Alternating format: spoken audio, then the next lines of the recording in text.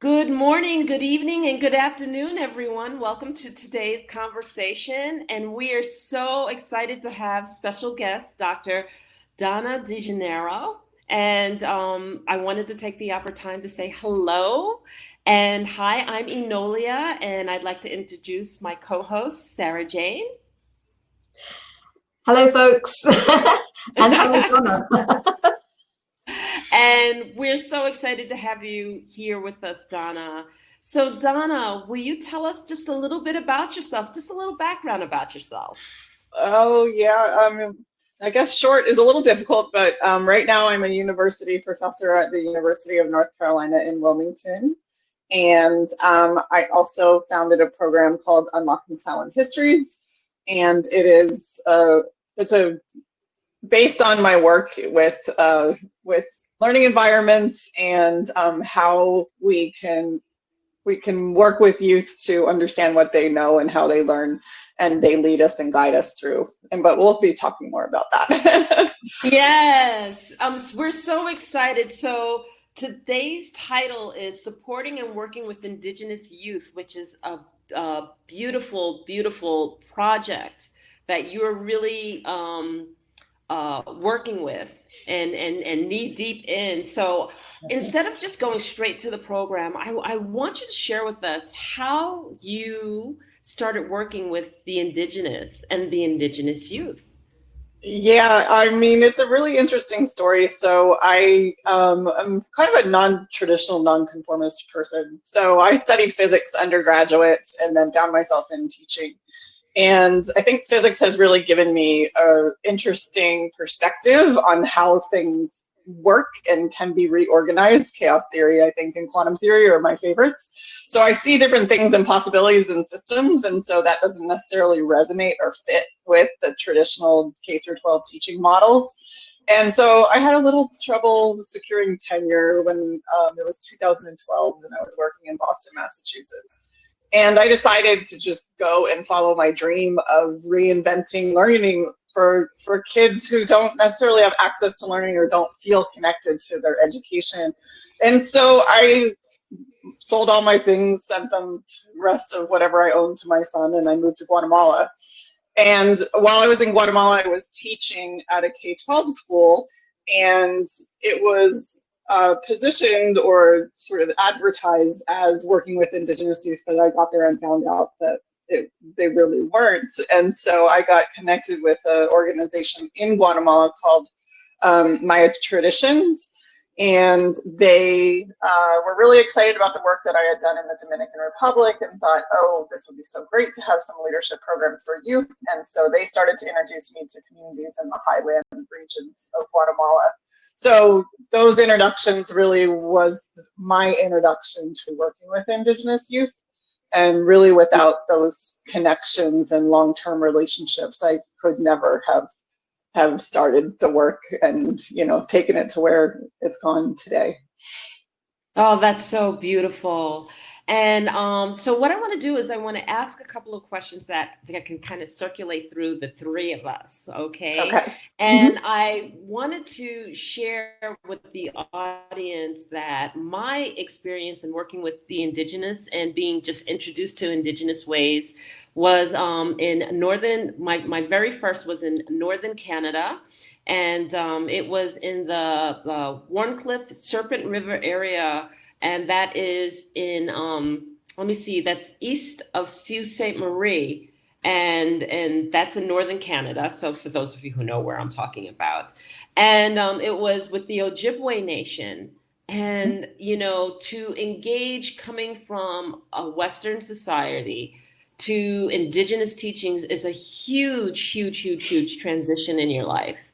And the introduction of traditions, the introduction of the way of thinking really, really plays a significant role, first and foremost, in your life. You can't Mm-hmm. just engage into an Indigenous community and just step out and then, just go, I'm going to be what I'm going to be and do what I'm going to do, and no matter what. There's consideration to be had. And for me, it was a wonderful and life-changing experience. And Sarah Jane, do you want to share?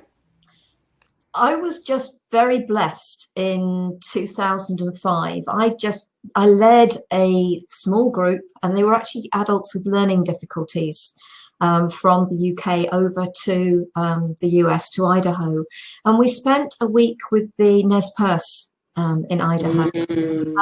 And it was a real eye-opener, because I'd been brought up in the UK with the cowboy and Indian films, and I don't even want to go there with those. But it was learning their history from their perspective, rather than the trash we've been. And it wasn't, nothing that was ever taught in schools. So obviously your knowledge, which was a total lack of, was from watching these stupid films, and they were black and white ones, because I'm old enough to remember black and white.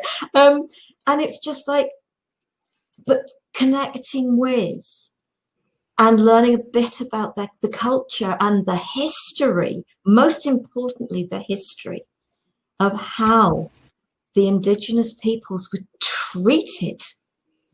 And it's so important for the cultures, for me, and it was a very short period of time, but I came away with sort of feeling so much more different about it, in respect that it is so important for every culture to be maintained and to be kept alive. It doesn't matter what that culture is, what country you are in. And the true history, because I think it was coming up to the bicentenary of a chunk of their history that was very relevant, basically in almost the downfall of, and having listened to the history from their perspective, you totally understood. And Chief Joseph, and I was amazed, because I've got a poster that's in my therapy room, and it's the Native American 12 commandments, that they've actually called commitments. And Chief Joseph is one of the Indian chiefs that is depicted around that. Never even heard. Now I've spent them time with the Nez Perce. So absolutely, and keeping the culture alive. It was just like, absolutely, yeah. Yeah, and this is a segue into Donna's work. But before we get there, I want to have this discussion. First of all, when I talk about Indigenous cultures, I'm not even going to use their or they. I'm going to talk about me and my, because I am Indigenous, and I have some Cherokee and African within me. And one of the things that I learned when submerging into the culture was about a colonistic point of view. And I think that this is an important discussion before we get into Unlocking Silent Histories and the project, because this is fundamental in working with and submerging or respecting Indigenous cultures. And I want Donna to share with us, what was it like as a Westerner going into an Indigenous environment and really learning how to respect the culture as you were entering in and as you were working within that culture with the children? Yeah, I think to do that and to do it successfully is to have your own consciousness yourself. So understanding that you are part of a colonial history and understanding what that means and how it has other particular knowledge systems, particular practices, ways of being and beliefs that, haven't been recognized or have been, sort of marginalized or looked at as primitive. So recognizing that communities are seen through a deficit perspective and having that awareness, I think, allowed you to enter into Indigenous communities to be open to learn from people. So my role was not there to tell them how to learn or tell them what kinds of activities to engage in. My role was to listen. And so I think that the way of entering is part of the acceptance and being welcomed and being, sort of able to be taught. So, and that's a recognition I think that is very present. I mean, every Indigenous community that I've ever been in, people are warm and they are welcoming and they are trusting, and I do also believe are able to kind of read your authenticity. So whether you're there to sort of put them in a box or have a lens through which someone else has created their history and their reality through, or if you're there to really listen to their history from them and really learn, I think that's very apparent when people enter a community. People can tell the difference between authenticity and you're here for your own agenda. Yeah, and I'm going to comment a little bit more on it because I want to be specific. As a Westerner, our tendency is to go in with the glass half full. So our way is the better way, you know. Our way might frown upon certain practices that are done. We don't recognize the importance sometimes of some of the smaller things. Like I remember going with my grandmother, and when I say grandmother, I mean my elder in the Ojibwe Nation. That's an affectionate term for elder in the Ojibwe Nation.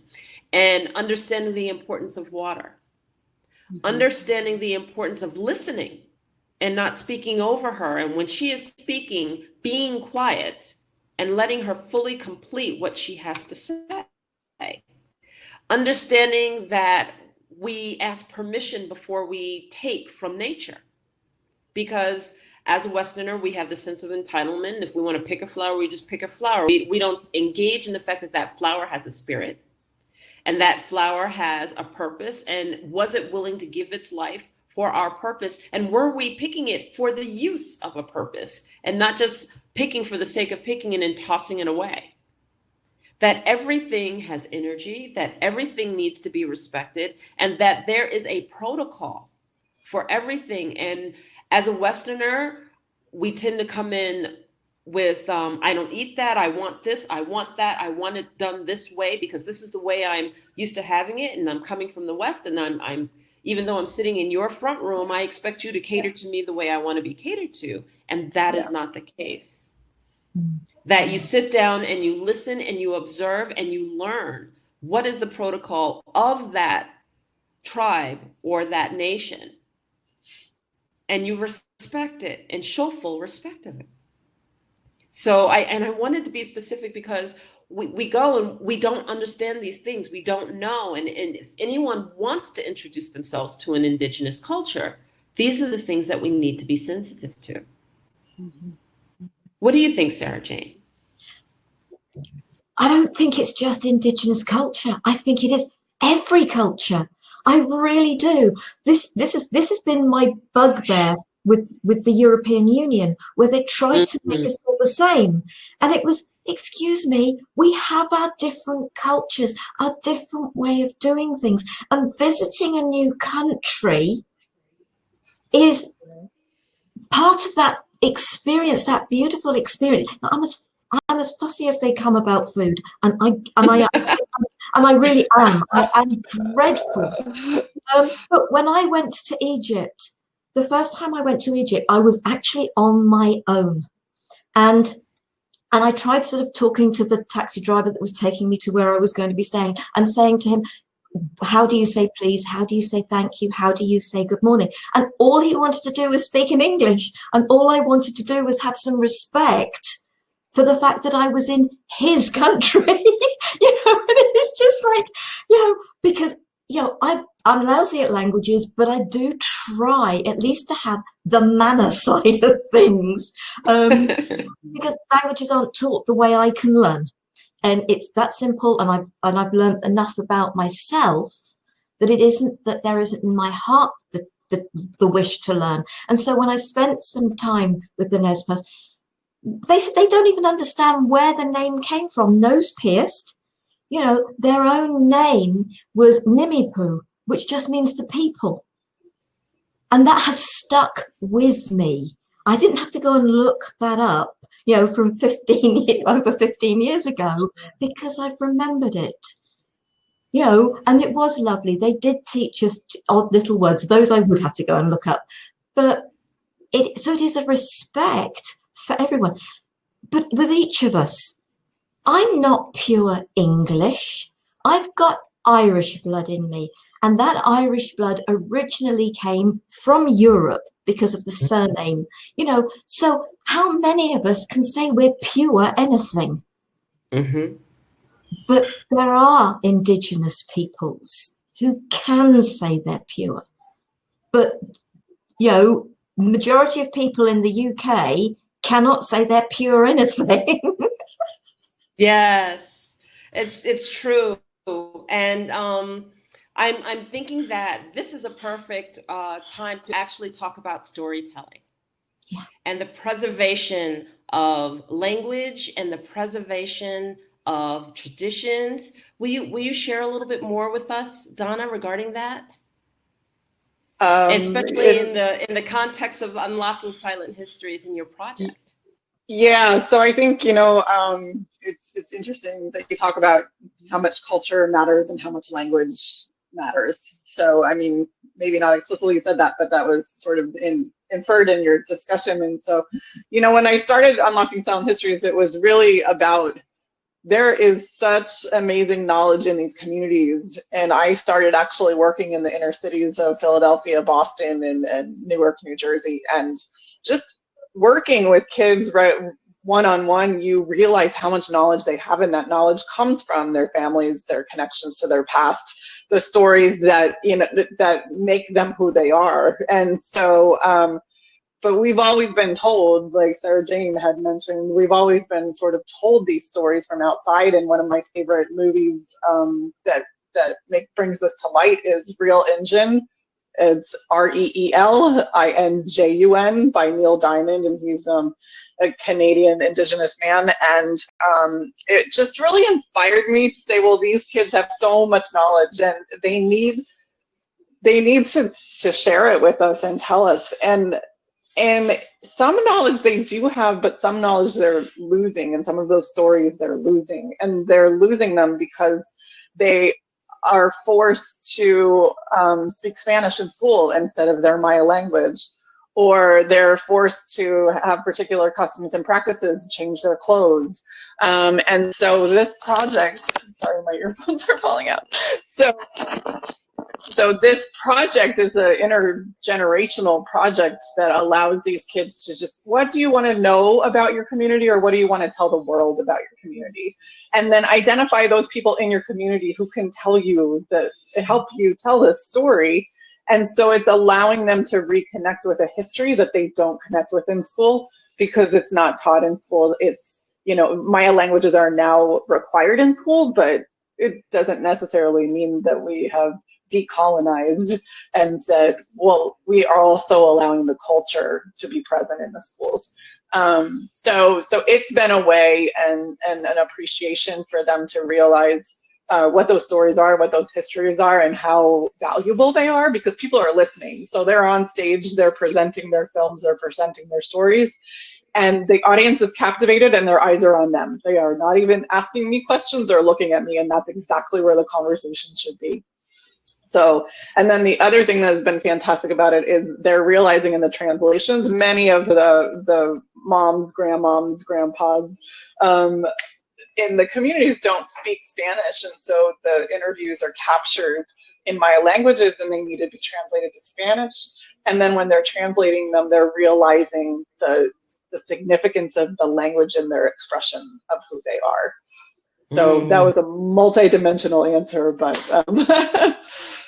and I just have to tell you that this is why this project is so near and dear to my heart, because growing up as an African American in the United States, I felt like there was a significant piece missing, not knowing my traditions, not knowing what my original language was, and the fact that you actually captured this with children. I mean, this is an important project.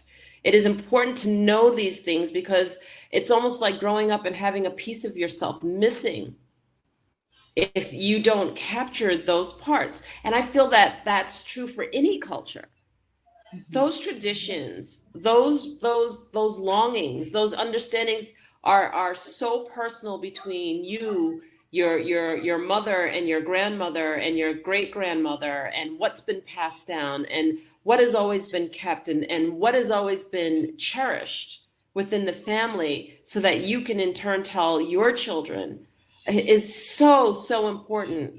And I know growing up, it's not even I wish, I know growing up there was a hole for me, Yeah.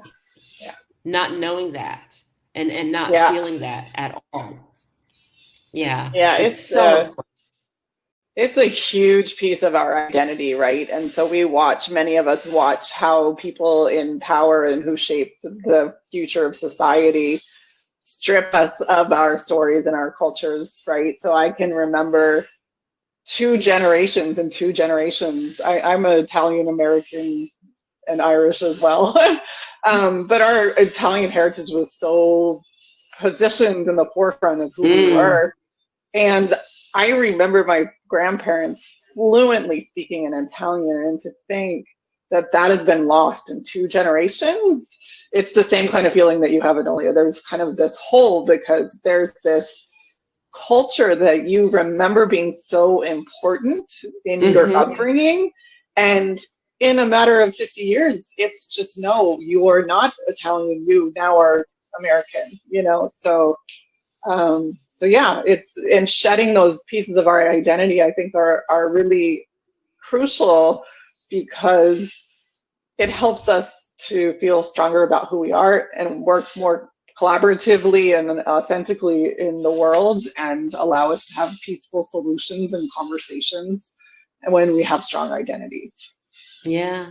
What are your thoughts, Sara Jane? I was just thinking about it, and I was thinking we have a program in the UK called Who Do You Think You Are? And it's the celebrities, and I don't know whether they do it in other countries, but the celebrities, they go and they research their family tree. How many of us here in the UK know our family tree? Yeah, as you said, I knew well, I know my mum, I knew my dad, my grandparents on both sides, and my great grandmother on my mum's side was still alive, and I have vague memories of her, but none of the others. And my sister's been doing research into our family trees, and a lot of people are. I mean, it's very much becoming a thing to do.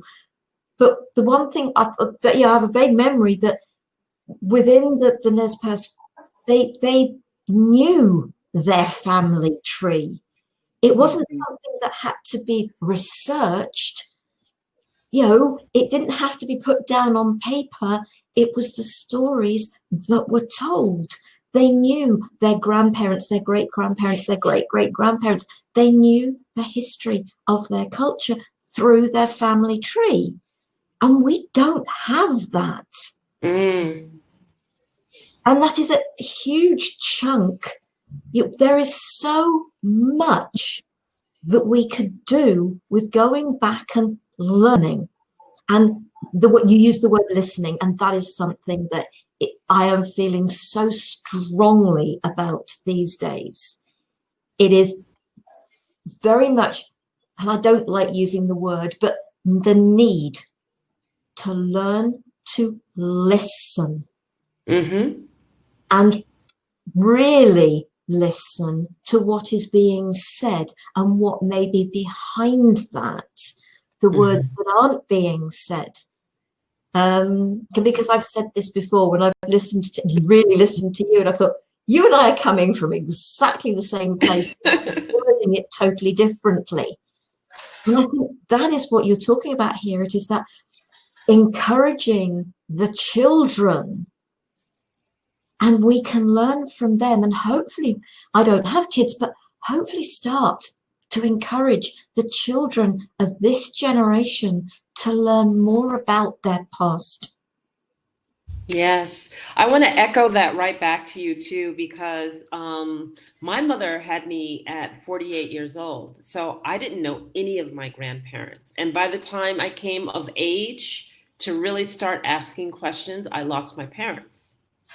So I can't even begin to tell you how important it is. But I'm going to reverse it a little bit too, because one of the fundamental things that I love about Donna's project is that the films are done through the children's eyes. And so I want to really bring forward the fact that we as adults need to step back and listen to the children and see through their eyes what they've learned from us, and see through their eyes how they're feeling and how they see the scenario of today, because we're drawing off of such long experiences and things have changed, and the issues of what we were dealing with aren't the issues of what the youth are dealing with today. And that's why I find this even more moving, because to be able to see through a child's eye, and I don't mean a child, I don't want the youth's eyes, the high school age, the 20 something age, even the 30 something age is not the same. So Donna, can you share with us a little bit more on why you ended up focusing with the youth versus the adults telling the story? Youth are so much more fun to hang out with. Good eye. They keep me young. Why youth? Why youth? Actually, when I started this project, I really wanted it to be 10 to 18-year-olds, and then there were just so many in Guatemala. They define youth up to 24, 25, something like this, and I think it's even extended to 29 now. And there were just so many people that wanted to be involved in it at so many ages, so I didn't want to say no. But I think, for me, there are so much unlearning we all need to do regarding colonization, regarding social structures, regarding rules, regarding hierarchies, everything. So with kids, they haven't fully become, what's the word? What was that? Indulgent. Say it again. You said indulgent. No, indoctrinated. Oh, indoctrinated is a word, and also just cynical, and so there is this energy in kids about possibilities and imagination that a lot of times gets lost as we get older.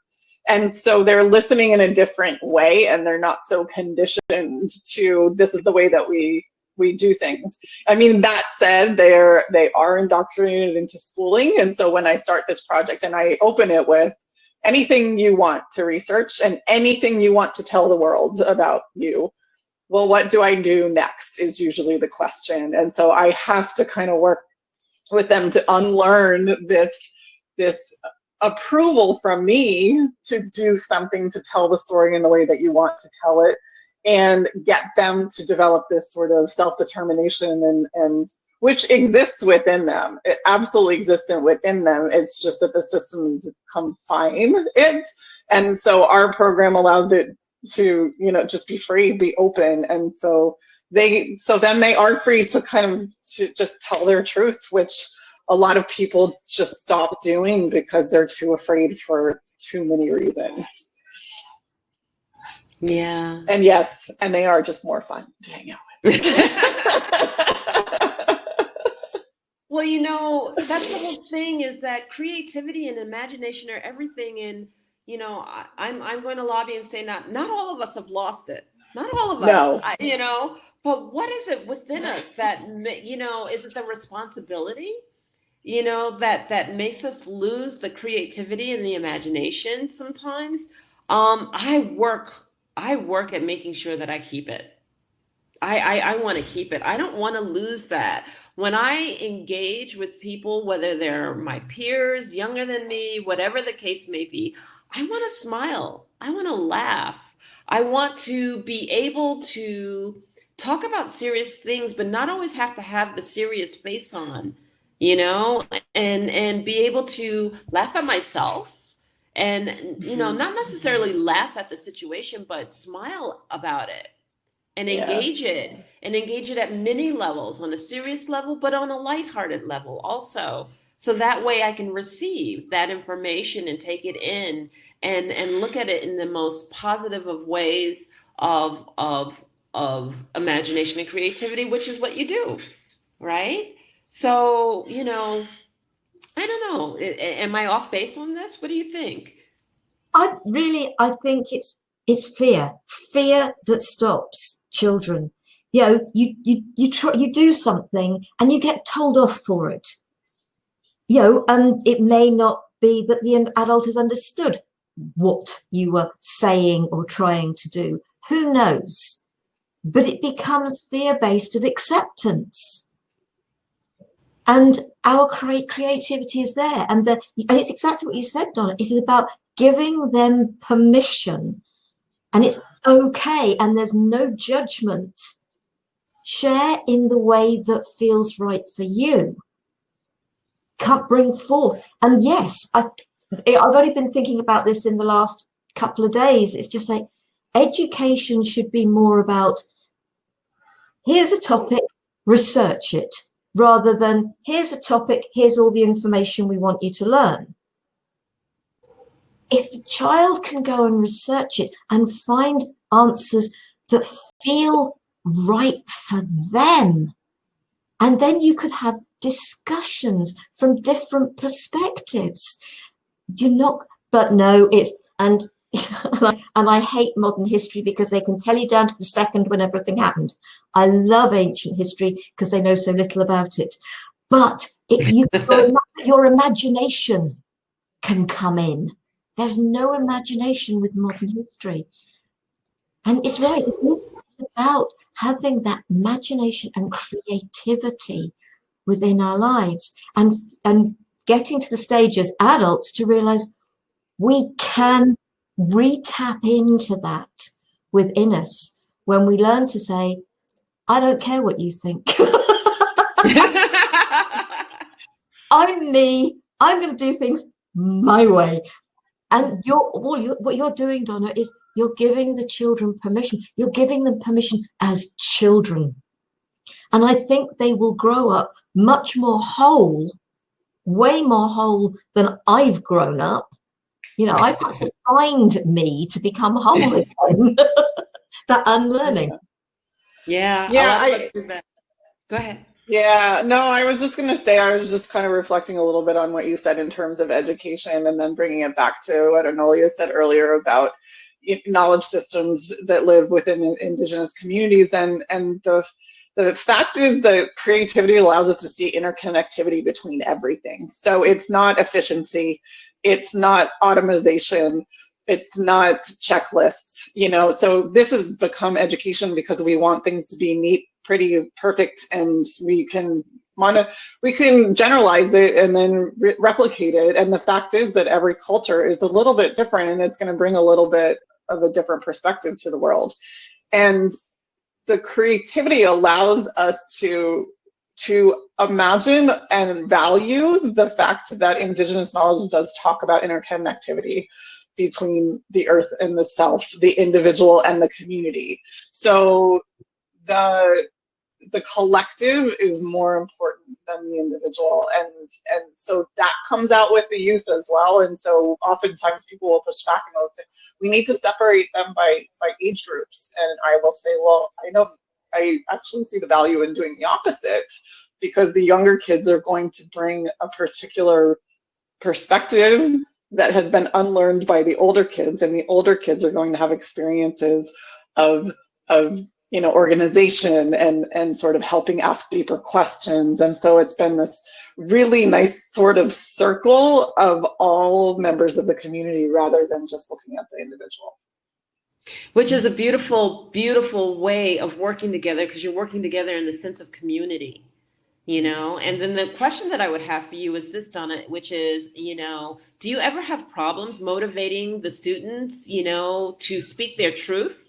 Sometimes that's hard to speak your truth in a group and in community. And then if you do, how do you motivate them to speak their truth? Yeah, I don't know if it's necessarily that. So I think that there's there's two things, and this is about the consciousness of myself, right? And so Yes. we come from a Western society, and there's a particular work ethic, and there's a time when we were just joking about this with one of my students this morning. It's like, okay, we're starting the program at 10 o'clock this morning. Well, if we start by 10:45, we've started on time in Guatemala, you know? And so I might say, oh, this kid's not showing up, or this kid's not showing up on time, and I might, from a Western perspective, say they don't care. They're disconnected from education. Education's not important to their family. Like, those are all the rhetorics that we've been taught to think, right? And so the difference is saying, oh, well, what's going on in their lives? What is their traditional pace of life? What is their traditional pace of engagement? So, I mean, I've had kids, I quit, I'm done, you know? And so we actually went to one of the houses to kind of remotivate them. So, you know, it's a hard process. This is a really hard process. They're doing video ethnographies that usually you don't get until grad school, right? So they're doing video ethnographies, they're doing interviews, they're listening to the interviews, they're finding themes across the things that people are saying in the community, and they're deciding how to piece it together in a story format. And so it's a lot of work, and they're giving freely of their time to do this work.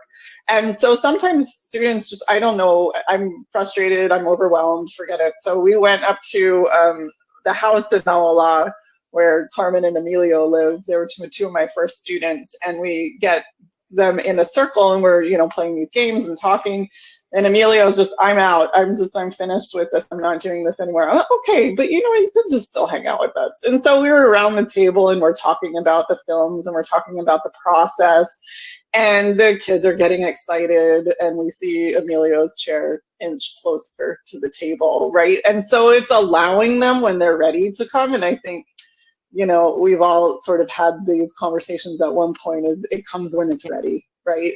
So if they want to come back in 10 years and finish something, I'm here. You know, if they want to come back in 2 days and finish it, I'm here. So it's allowing them to kind of come to it, and not forcing them, and not making them feel badly for, you know, failing or opting out. You know, it's the ebb and flow of society. And, you know, you see that really deeply in Guatemalan culture. You know, there will be landslides, and we saw one just recently in Guatemala from the hurricane that just hit. And there are tears and there are sorrow, and then there is this resilience that says this is the flow of our cycles, and it will come back.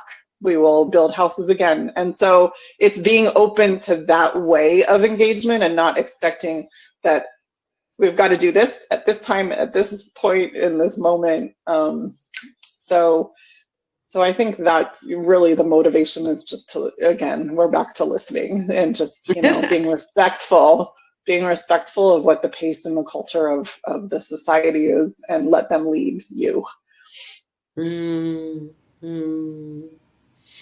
Well, I do you have any reflections, Sara Jane? Oh no, it just makes so much sense, because everybody comes to things in their own time. It isn't about pushing anybody. You know, sort of, yes, there are no two ways about it. I think to a certain degree, I would love to have woken up years before I did, because of what I went through. But I wouldn't be the person I am if I'd done that.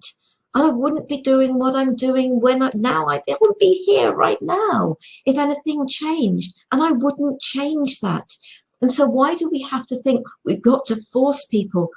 We can talk about what we can do. We can share about what we do. If it resonates with somebody at that point in time, great. If it doesn't, it may be 10 years down the line. It may be 20 years down the line. It will speak to people when it's their time. It's not our agenda, it's what their choices are. But we've gone back to this time and time again. It's about listening.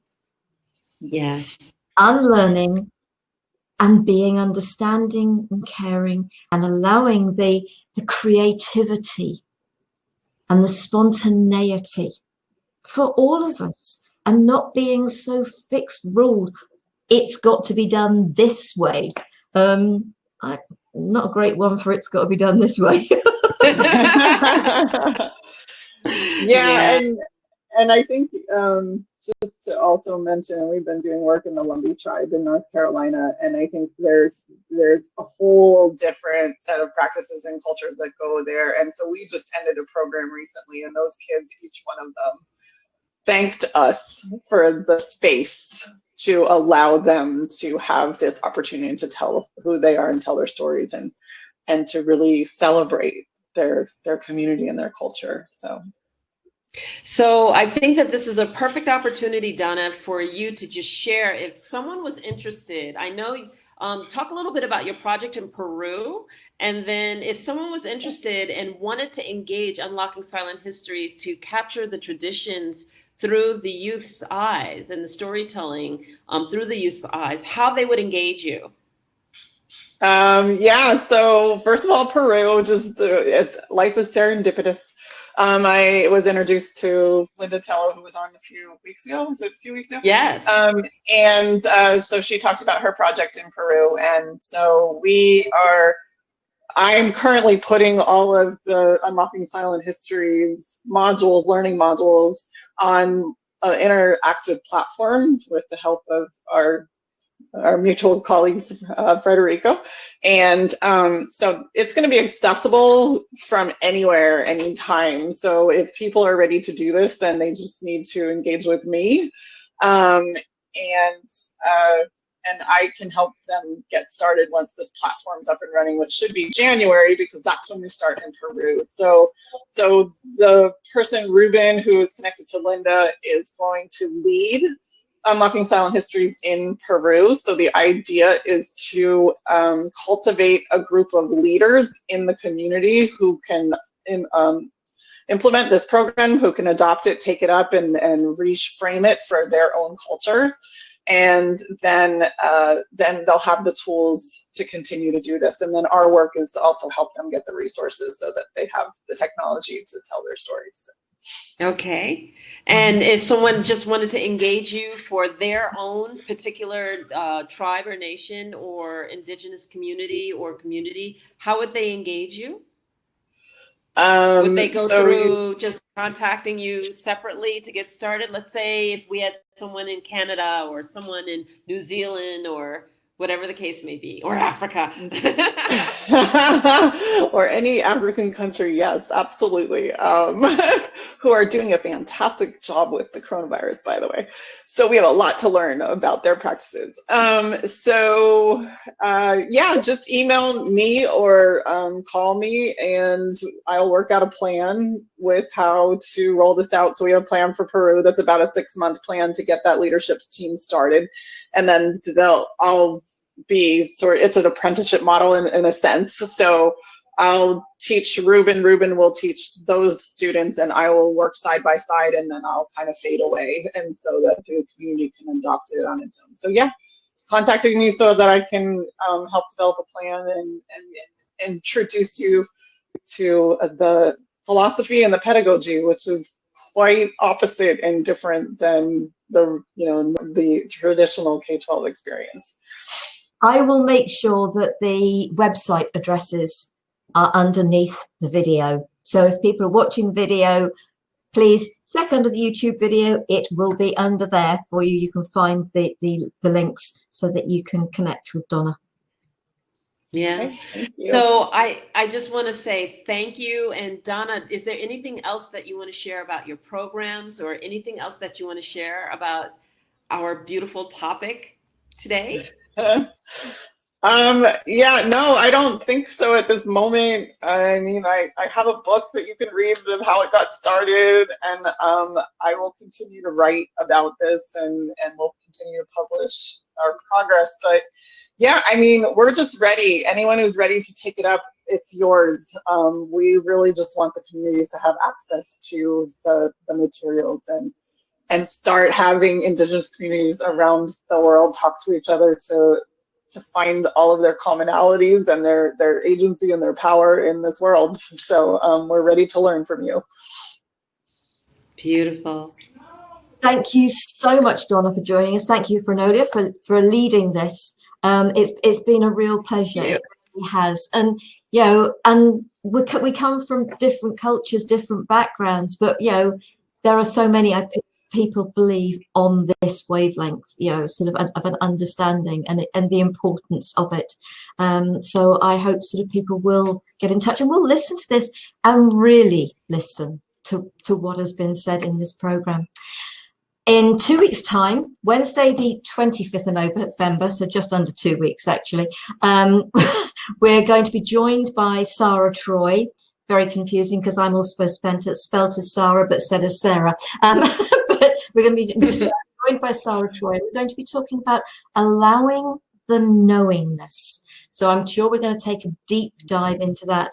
And Sara is the presenter of her own self-discovery Orchard of Wisdom podcast shows, and she's done hundreds of them. So she's talked to a lot of people, and this is something that she feels very, you know, the word's gone out of my head. It's important to her. So thank you for joining us for this program. Thank you, Donna and Enolia. Look forward to hopefully people joining us again on the 25th, Wednesday the 25th.